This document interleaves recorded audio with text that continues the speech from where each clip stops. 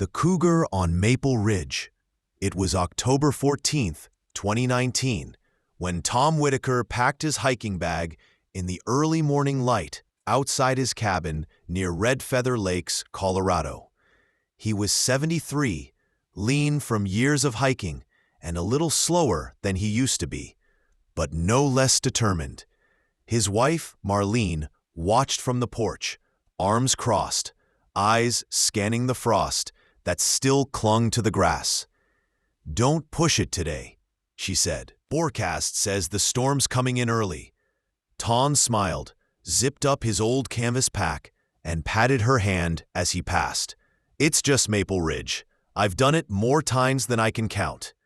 Maple Ridge Trail was a modest 6-mile loop through Roosevelt National Forest. Pine, aspen, and scrub oak colored the slopes in orange and gold that time of year. The trail was familiar, maybe too familiar, and Tom, a retired high school history teacher, prided himself on knowing every bend, every rock, every switchback. By 9 a.m., he had signed in at the trailhead register. A half-full Nalgene bottle, 2 peanut butter sandwiches, a compass, a folding map, and his old binoculars. His pack was light. He moved at a steady pace, nodding at a young couple on their way down. "Saw a mule deer just past the first ridge," the man said. Tom thanked them and carried on. The air grew cooler the deeper he went. The sunlight dappled by quaking aspens.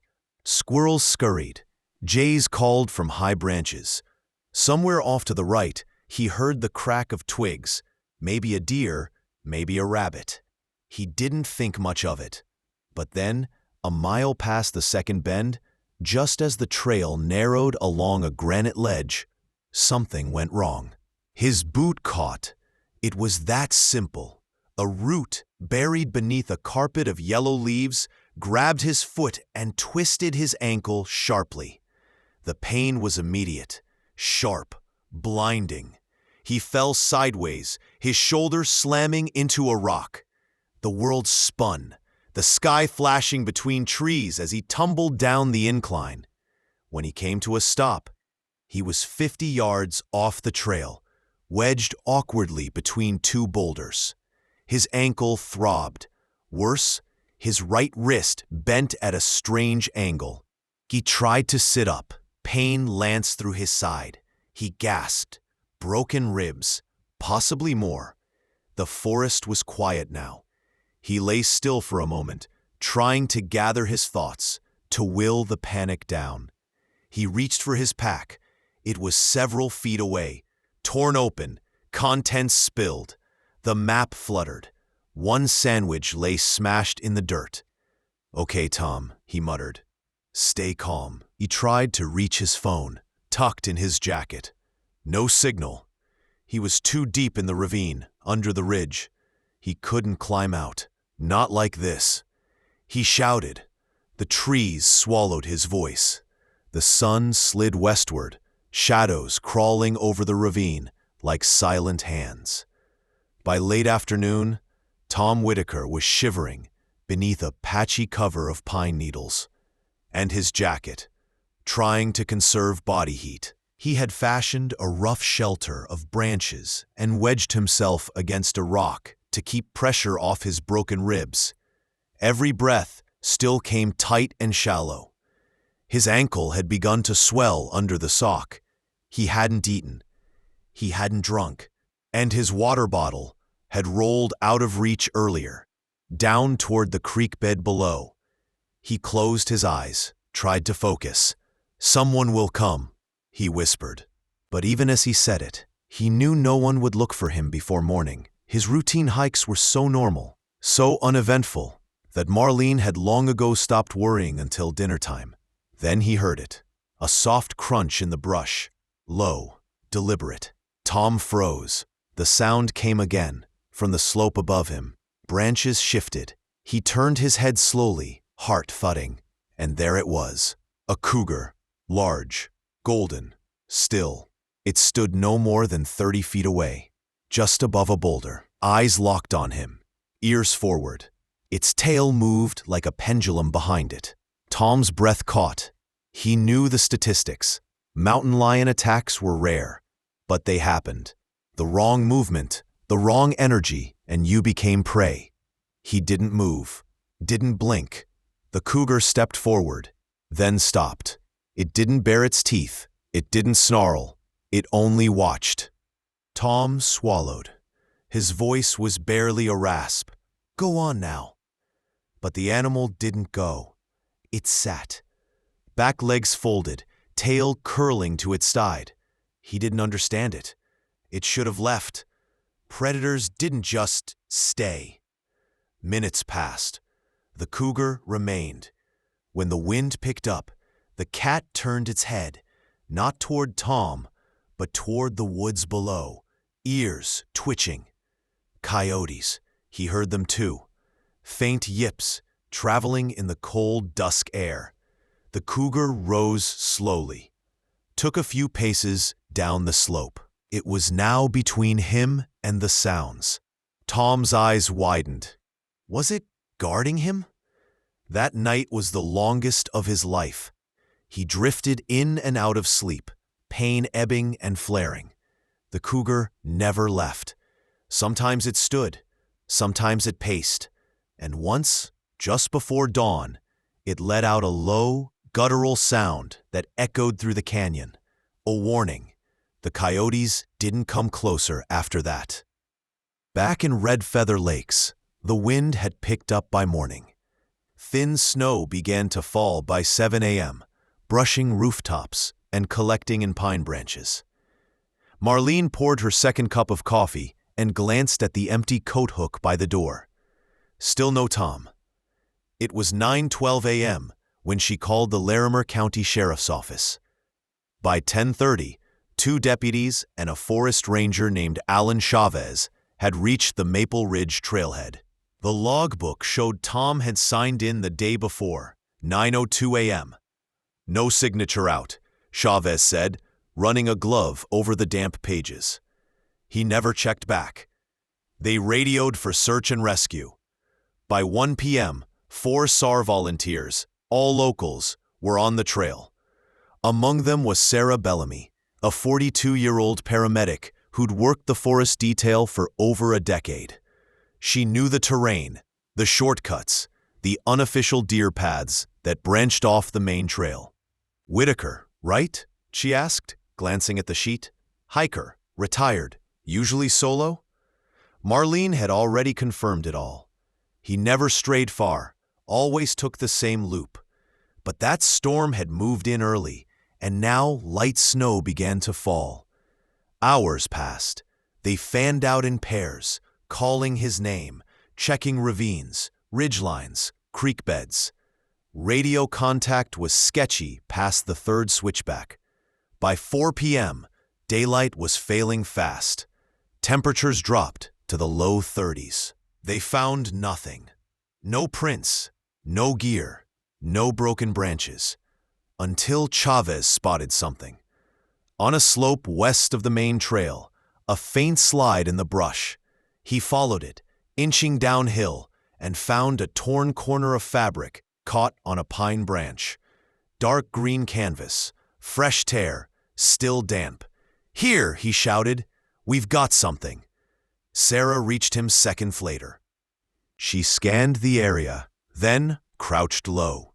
More broken twigs, footprints, boot treads, then drag marks.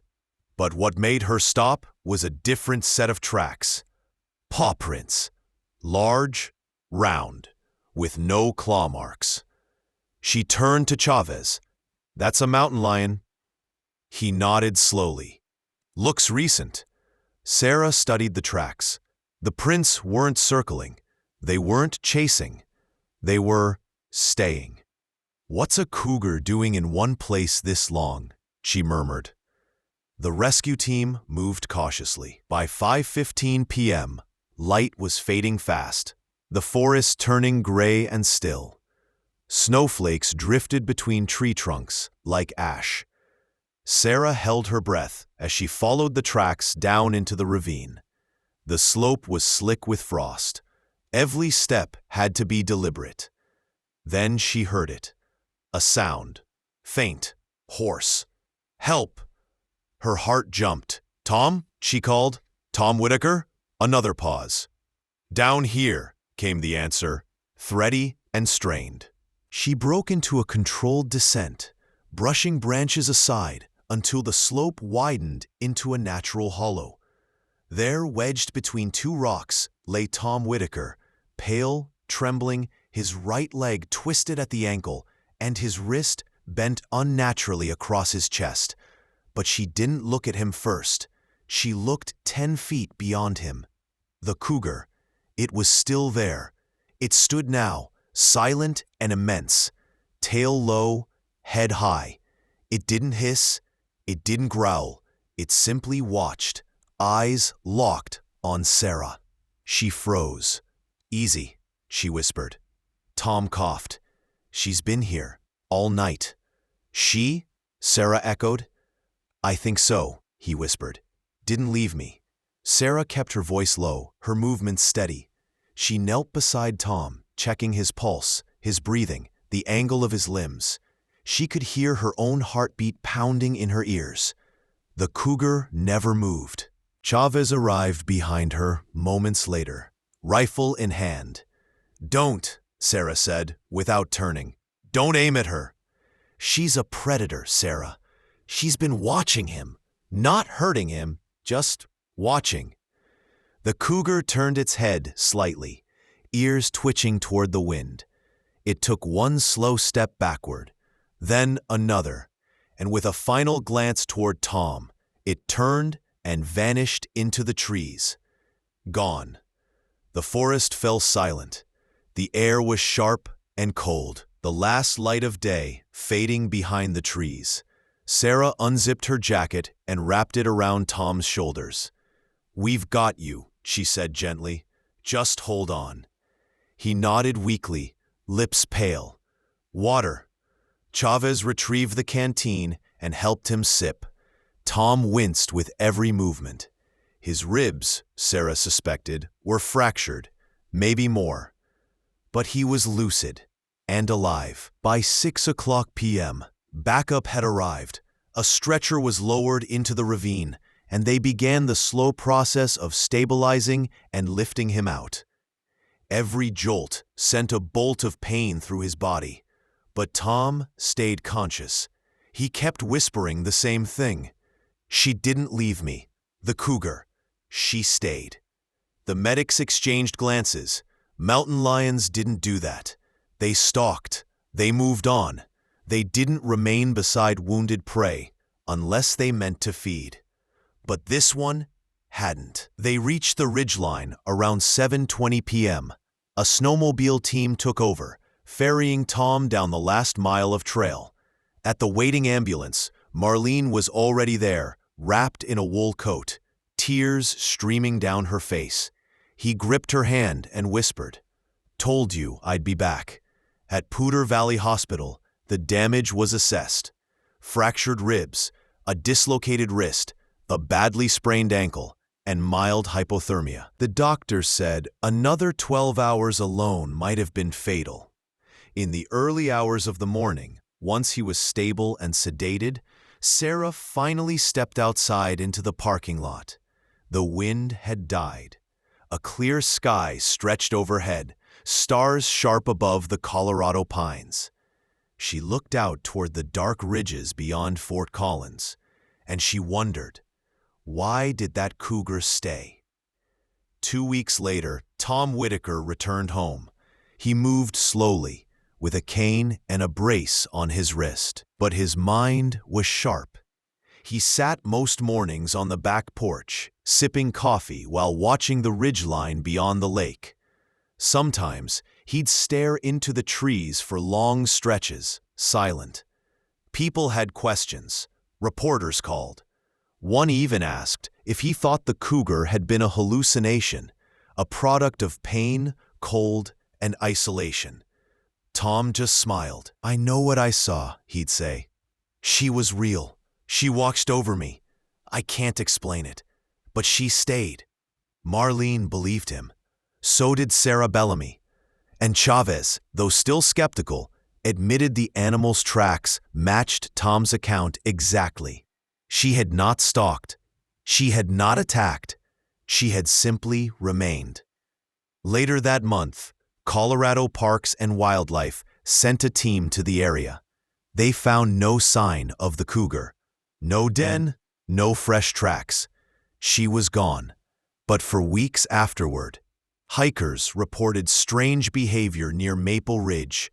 A woman said she felt eyes on her, then found mountain lion tracks alongside hers in the fresh snow, as if the animal had walked beside her, just out of sight.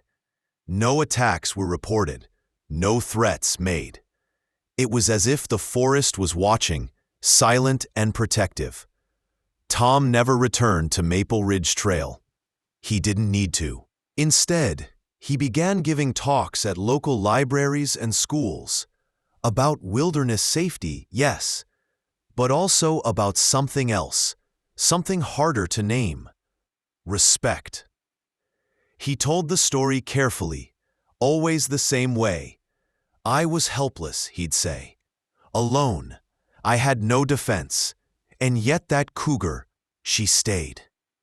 I don't know why, but sometimes we expect wildness to mean danger. Maybe it just means wild.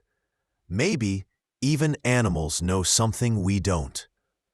He'd pause then, let the silence speak for a moment, then smile.